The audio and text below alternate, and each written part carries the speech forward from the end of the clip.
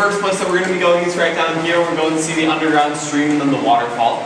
First we'll see the underground stream. That usually reaches between 6 to 8 feet deep on average, depending on how much rain we've had at the surface recently.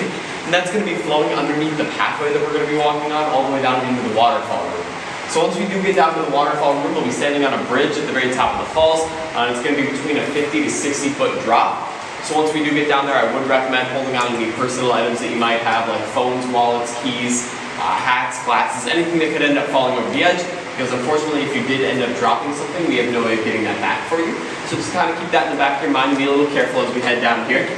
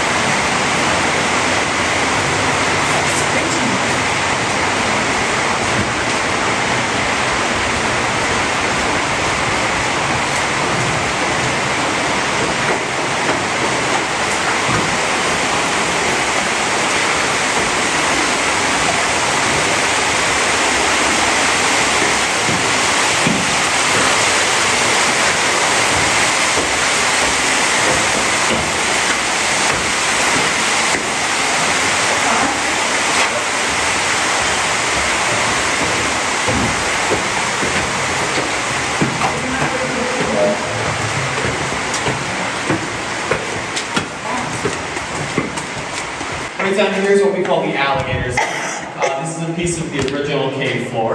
That's not what the entire cave floor would have looked like. It would have been this along with a mix of some larger rocks and a thick layer of mud that would have covered the floors as well. They left this behind to show kind of what those first cave explorers would have been walking over back in the 1930s before it was all smoothed out like it is today.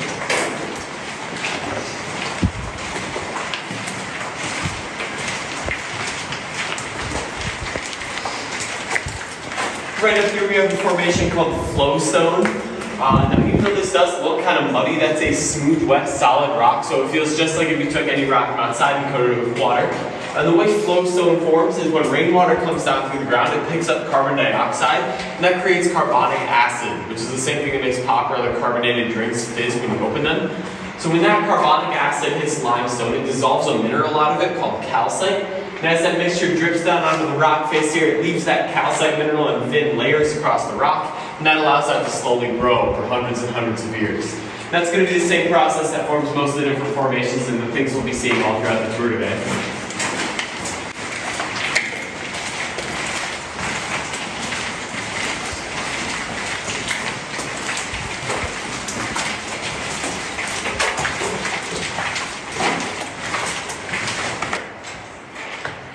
So around 450 million years ago, this area of Minnesota was actually covered by a shallow sea. It was estimated to have been a little over 100 feet deep.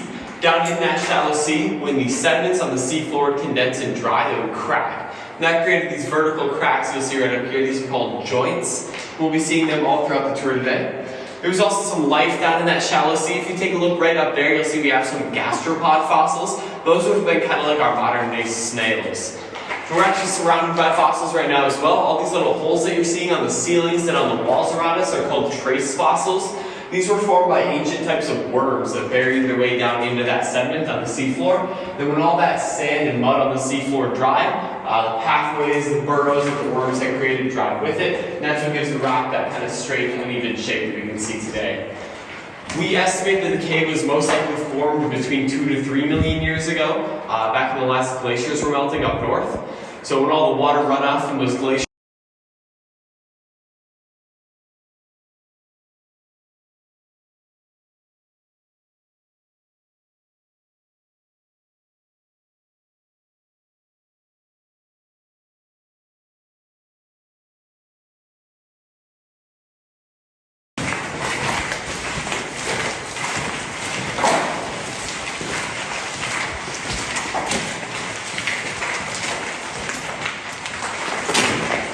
So this room is actually our wedding chapel. We've had over 400 weddings down here since the cave was first opened. We started doing weddings pretty soon after we started giving tours, and we usually on average get maybe 4 or 5 every year. This is also a pretty good place to show a lot of the different formations and the things we'll be seeing throughout the tour today. So right up here we have a formation of ribbon stalactites. That's one of the most common formations we'll be seeing throughout the tour. These are going to be kind of all over the walls as we go throughout the cave. And those are formed through that same process as the flowstone was, where that calcite mineral is just getting deposited in that same spot over and over and over again. Right up here we have some drapery stalactites. Those are really similar to the ribbons, except for how they grow down from that flat surface up there instead of sticking against the wall like these ones do. And then our last formation is right under here. These are called soda straw stalactites. So just like that name suggests, these are hollow on the inside. And what's different about these is this is one of the only formations in the entire cave that we can put a really precise age on. These are about 90 years old. The reason we know that is because until 90 years ago, back in 1934, this entire area down here was completely filled up with mud. And then once we cleaned all the mud out, those were able to start growing. So that's just kind of an example as to how long it takes for everything to grow down here. As we head down into this next room, I would recommend everybody kind of watch their heads. There is a low and kind of wavy ceiling down here.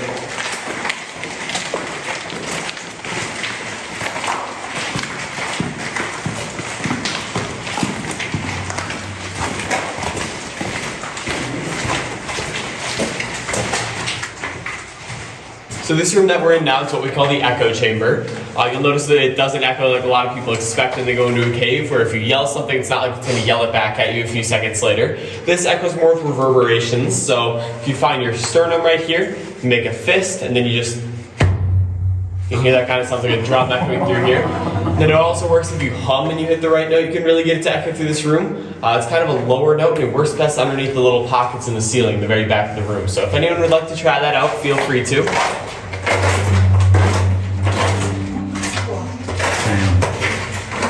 Do the hum.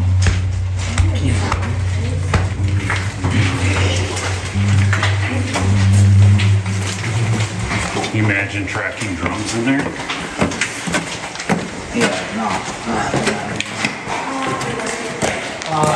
So if you take a look right up here at the wall behind us, you can see we do have another fossil in this room. That one's called a cephalopod. That would have been like an ancient type of squid. Now, the main difference between that and the squid that you would see today is this would have had a cone-shaped shell on its head. And that's all we're seeing up here. It would have also had tentacles that would have extended further down this way as well. Those just didn't fossilize along with that shell. That one is the largest cephalopod that we have in our cave. It was only estimated to have been around 3 feet long, which is pretty small for one of these. Scientists believe they grew up to around 28 feet long and the size of a small school bus. Later on, we'll see another one where we can take a look inside the shell, so I'll point that out once we get down there. Yeah, I really like it. It's kind of a fun summer job.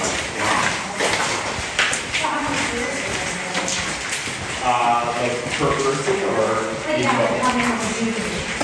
usually 4 to 5, depending on how busy we are. Today probably 5, just because it's it's a holiday weekend and more than you really need, so that's going to be probably So as we've gone throughout the cave so far, you've probably seen that a lot of the things like the flowstone formations have all been this kind of shinier whitish or yellowish color, as well as all the stalactite formations. So pretty much anything you see throughout the tour that looks like that is going to be fluorescent, which means if you take a black light and shine it on there, it actually glows this kind of greenish color. Now what's more interesting is this is actually also phosphorescent, which means if you hold the light up right here, and then you take that away, it actually continues to hold on to that light and it glows for a few seconds. And that allows you to draw on the rock face and then just have it fade away after a couple seconds. So like I said, pretty much anything you see throughout the tour that's that kind of shinier whitish color is able to do this. This is just one of the better areas to show it because it works better in darker places like this where there's no extra light.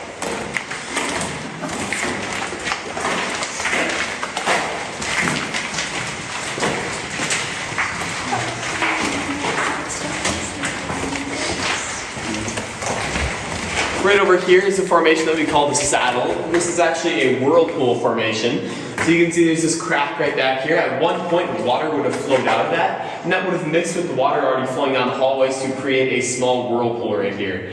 Kind of like the eye of a hurricane, the eye of a tornado. This part in the middle here really just didn't get affected, and then the rest of that got eroded away, and that's what gives it that shape.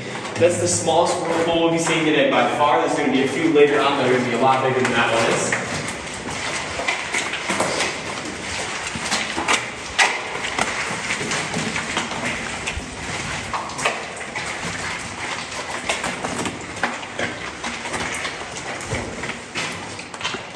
You can see we have some stalagmites growing right down here. This is pretty rare for our cave. The reason we don't have too many of these is just because our cave really doesn't offer the type of surface that these need to grow very much, where that water can keep dripping on them over and over and over, keep leaving behind that calcite and then allow these to grow from the ground up. With our cave being mostly vertical, as you've seen, it's kind of just like a long hallway. The only other place it really offers that would be really suitable for them would be the floors. And then with people walking over that all the time, it doesn't offer them any chance to grow. Right up there is our largest formation of ribbon stalactites that we have in the cave. We call that the wedding veil. Now, if a stalactite and a stalagmite manage to grow enough that they eventually meet, they can connect and form what's called a column. We only have two visible examples of columns that you can really see easily throughout the tours. One of them was down by the underground stream. If you took a look to the left down there, down that long hallway, you can see a pretty big one. And the next one's going to be in the very last room. So I'll point that out once we get down to it.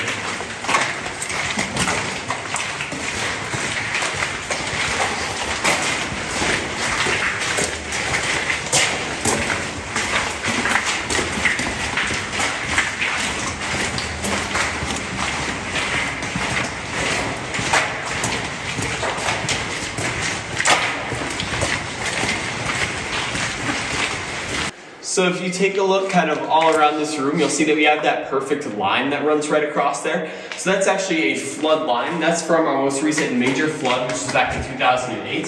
So you can see that's where the water level reached. It left a lot of mud and other sediments down here, while that part up there really wasn't affected. So everything we'll be seeing from here on out is going to be a little bit more muddy, looking like you can see right down here. This is a formation that we call the elephant's head. So you can see you have the ear right there, the face, and the trunk going right down there. And this is just dormant flowstone, so it's just like the flowstone formations we've been seeing all throughout the tour so far. It just no longer has that water running over it, leaving behind that calcite, so it's just not able to grow and just stuck like that. We are at about the halfway point through the tour right now, and the walls are going to start to get a little bit more narrow down here. There's also going to be another active flowstone formation on our left side in this next hallway that's called the wedding cake. So I'll point that out once we get down to it, but I'll ask everyone to try to be a little extra careful when you're passing by and try not to touch it as best you can. It hangs down at the very bottom of the elephant's head.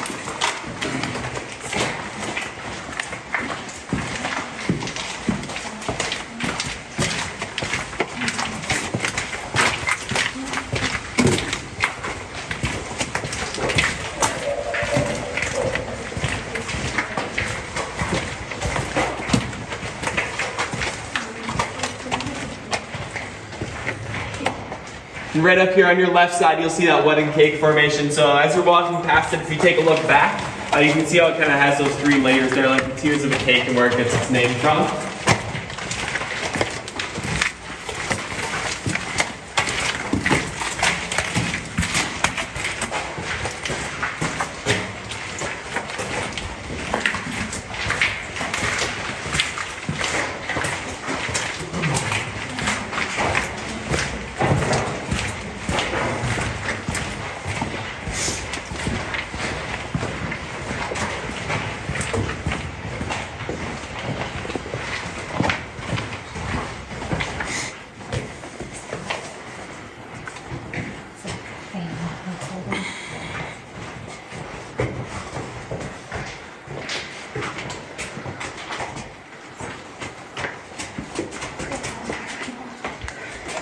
So this area that we're in now is kind of the dry stretch of the cave. So you may have noticed that right away when we came down here, there were a lot of drips coming down, a lot of stalactites, flowstone, things like that, just all over the walls. And since we've gotten to around that halfway point, we haven't seen much of that except for that wedding cake formation that we just walked past. So it's going to be like that for quite a while until about the last few rooms, and then we'll be seeing a ton of water and flowstone. All these formations are going to be coming back. But for now, this area of the cave is really good for fossils. And as we head down these next couple of hallways here, there's going to be over 40 of them that you can find. Most are going to be fissurites. The name's a little bit misleading. They have nothing to do with fish. They're more of an ancient type of algae. So they're kind of like our modern day lily pads. But we'll be seeing them from a side view. So if you can imagine taking that lily pad and then just cutting it in half, that inside part's what we'll be seeing. So it'll look almost like a worm or a snake on the wall. And then down the next hallway, we'll see a top view. So I'll point that one out once we get down there.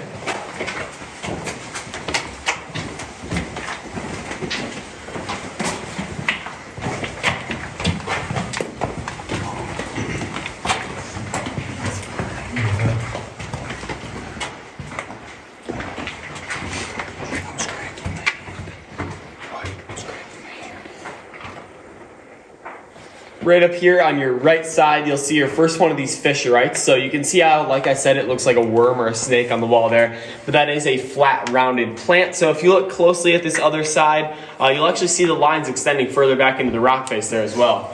If you look at the front side, you'll notice that it's a lot lighter than the rock around it. That's because of the 2008 flood. When all the mud got deposited on the walls, they had workers that came down here with toothbrushes to scrub off all the fossils. So as you go down this hallway, most are at about knee to waist level. They'll all be a bit lighter than the rock around them, just like that one is. So it shouldn't be too hard to spot.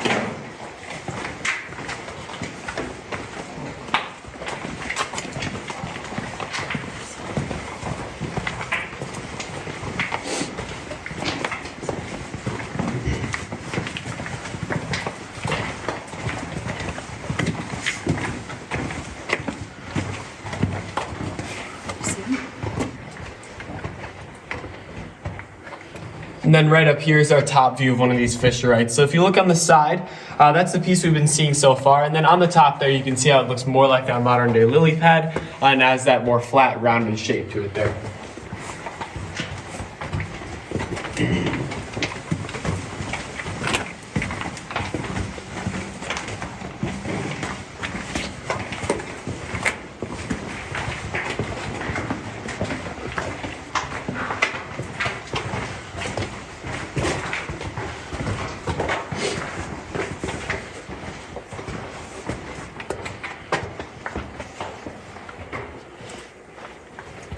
At the very end of this hallway on your left side, you'll see that we have another cephalopod fossil. So like I said earlier on the tour, this is that ancient type of squid. I'll pass back a small flashlight. Everyone can take a look inside here.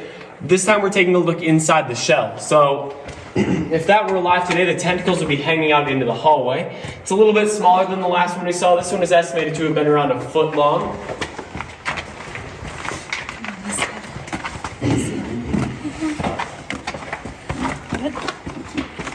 Yeah.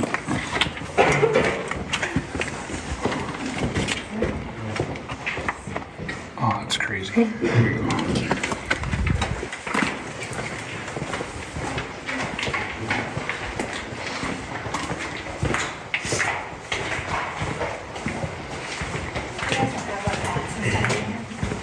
Nope, no bats in our cave.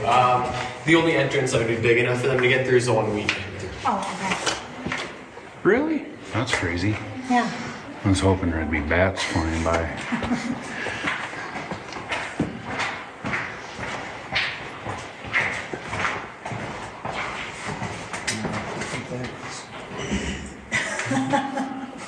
It's actually a snake.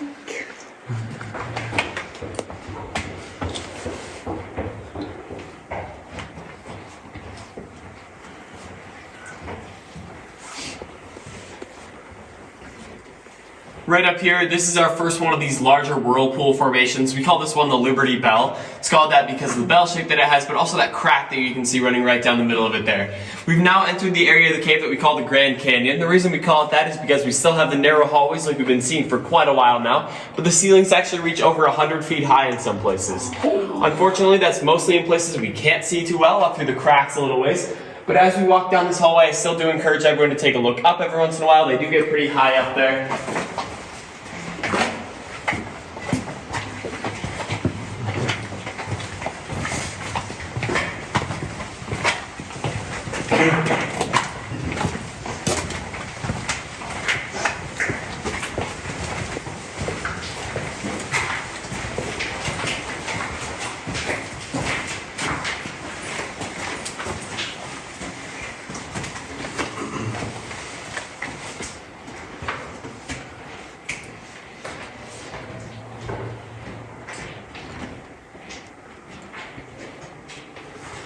Alright, it sounds like we may have another group that's going to be coming up here in just a minute, so we may have to get off to the sides once they get up here. But for the time being, right over here, we have a small fossil you can see sticking out of the wall there. That one's called horn coral. So just like that name kind of suggests, it did have more of a horn shape to it there. We're not seeing very much of this fossil. This is probably only about maybe a quarter of the actual fossil. Most of it's still embedded inside the wall. So it would have used that pointed end that we can't see to stick down into the bottom of the sea floor, and then off of this top end it would have had tentacles sticking up where it kind of would have looked almost like a modern day anemone does. Right after that you'll see our second largest whirlpool formation that we have in the entire cave. We call this one the high heel shoe. You can really only see that from one angle back there. Once you get up here it just looks a lot like the Liberty Bell did. The largest whirlpool is going to be coming up in just a little bit here, and once we get down to that, you'll notice it's a lot bigger than this one is. We'll actually be standing inside that one. So once we get down to that, I'll talk a little bit more about it. Well, that other group is here now, so if we can try to get off to the sides anywhere you can, just as long as they have a way to get through, that'd be great.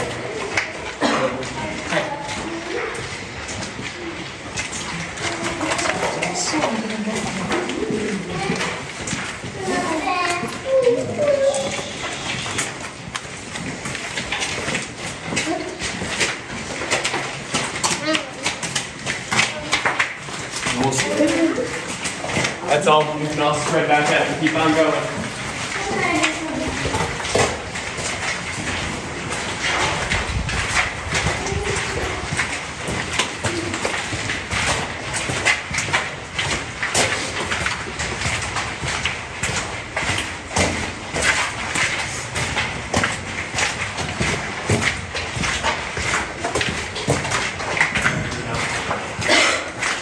So as you look to your sides here, you'll notice that we have that kind of whitish colored rock sticking out of the walls all around us. That rock is called chert.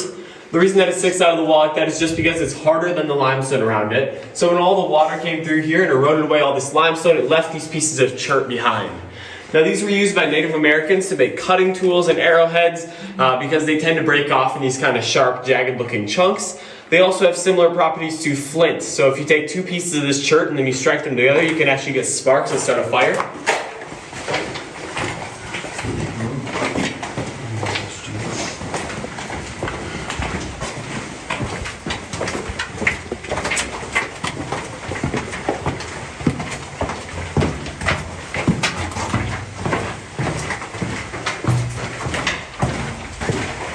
Watch your heads on this rock that kind of sticks out into the hallway here and down at the bottom of this next staircase.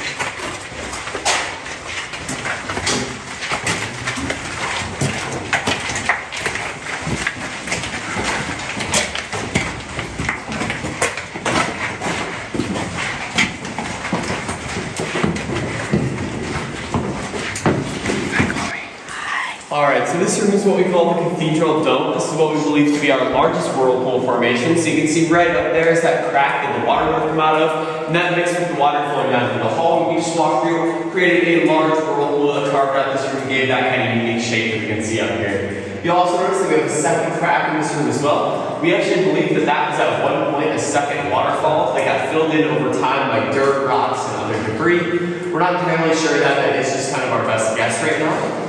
As we head down into this next room, I would recommend staying more towards the right side as we cross this bridge. There's going to be a lot less water dripping over there.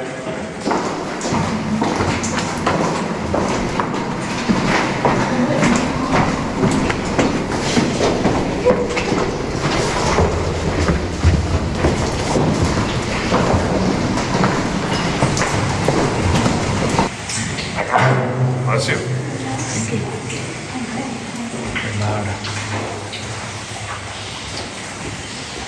Alright, so this room that we're in now is what we call the stalactite room. As you look around, you can probably already tell why.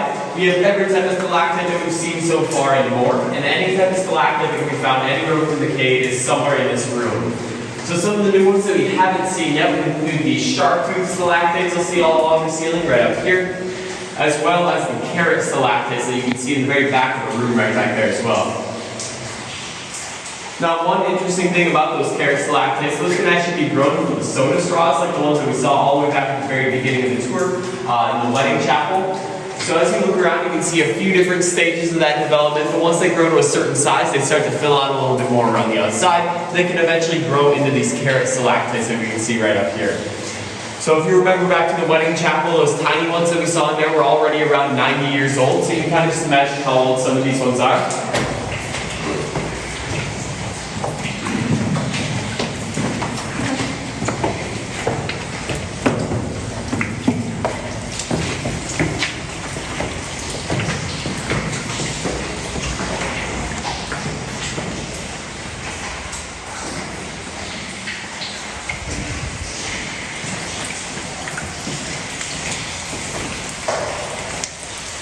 So if you take a look right over here, this is our second largest stalactite that we have in the entire cave. The actual largest stalactite is underneath the waterfall, so this is the largest one that's really easily viewable along tours. We call that the granddad stalactite. And that used to be a column, which like I said earlier on the tours, when a stalactite and a stalagmite connect. But early on when the cave was first being developed for tours back in the 1930s, there was a worker that came through here carrying a ladder that broke that off right in the middle there. So that just left us with one really big stalactite. We do have a small complete example of a column that's kind of tucked right back here in this corner for anyone that would like to take a look at that. Also, while you're down on this end of the platform, you can take a look off the edge and you can see all the way down to that underground pool down there. That's the deepest point we'll be seeing throughout the entire tour today. It's about 200 feet below the surface. And that's connected to the waterfall that we saw back in the beginning of the tour as well. So all the water from the waterfall will eventually drain down to this point here, and that empties out about 1.5 miles from here at Hawkeye Springs on the Upper Iowa River.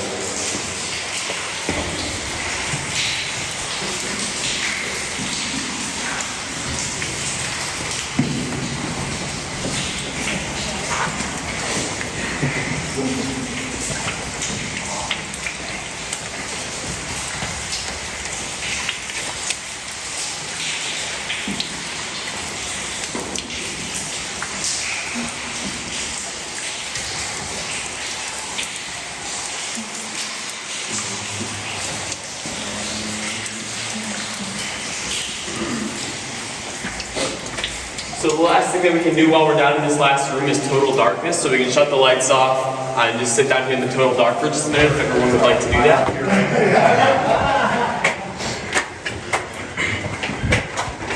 You guys always have a time to meet here? No, it's just how it usually works out.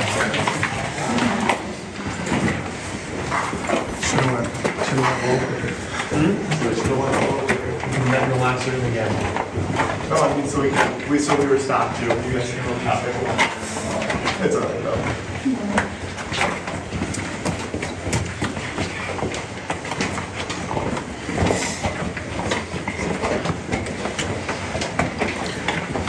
Yeah, I know you guys. We're like, we're pretty Maybe sure we'll see you saw later today. Alright. You guys can go back up and spread out now.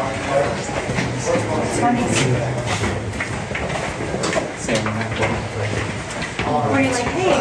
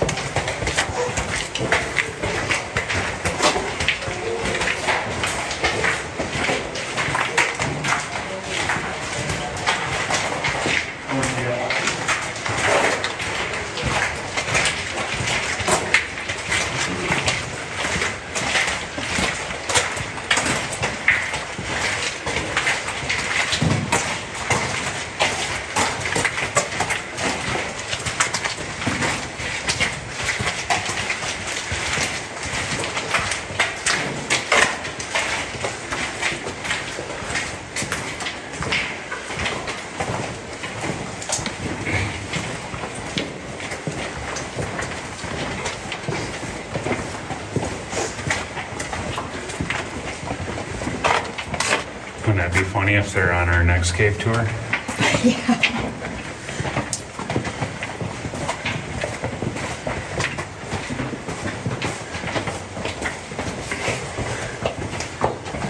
So would all these caves kind of be connected like the ones at Mystery Caves? Like, We aren't connected to Mystery Cave at all. Ours is just pretty much what we saw on the tour is, for the most part, the entire thing. oh, okay. There's a little bit more that, like from the very last room, there's a little hole in the wall that you can crawl back through. And that goes back a little bit further. It's all on but that goes to the room that You find stuff already? Just keeping all the ones, not just the. Oh, I thought you dumped the whole bag in there already. Like, wow, that was money well spent. No, she's doing a little Are you bit. keeping all the little rocks? Yeah, get your money's worth.